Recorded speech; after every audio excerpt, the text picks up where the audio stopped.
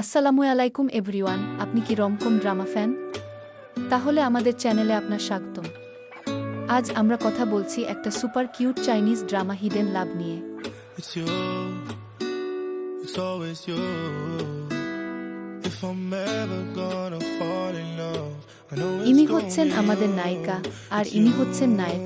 এই চাইনিজ নাটকটি আমাকে প্রথম এপিসোড থেকেই বিহ্বল করে রেখেছে। নায়ক নায়িকার মধ্যে যে রসায়ন আছে সেটা একেবারে অসাধারণ। So please don't break my heart.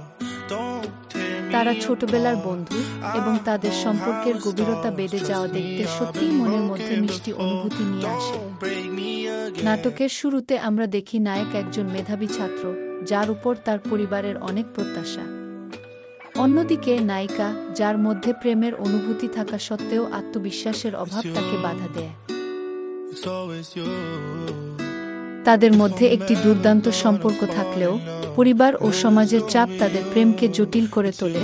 গোপন প্রেমের গল্পে নানা ভুল বোঝাবুঝি এবং টানাপোড়েন চলে। কখনো মনে হয় যে তারা একে অপরের কাছে পৌঁছাতে পারবে না, আবার কখনো তাদের সেই অদৃশ্য বন্ধনই সবকিছু বদলে দেয়। বিশেষ করে যখন তারা একে অপরের প্রতি তাদের অনুভূতিগুলো প্রকাশ করার চেষ্টা করে, তখন নাটকটি আরও আবেগময় হয়ে ওঠে। আমি সত্যিই মুগ্ধ যে কিভাবে নাটকটি প্রেমের জটিলতা এবং সংকটগুলোকে চিত্রিত করে।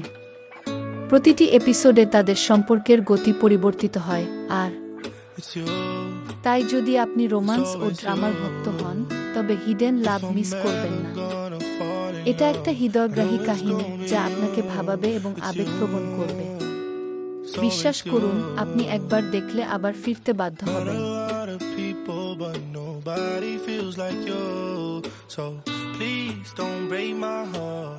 Don't tear me apart. I know how it starts. Trust me, I've been broken before. Don't break me again.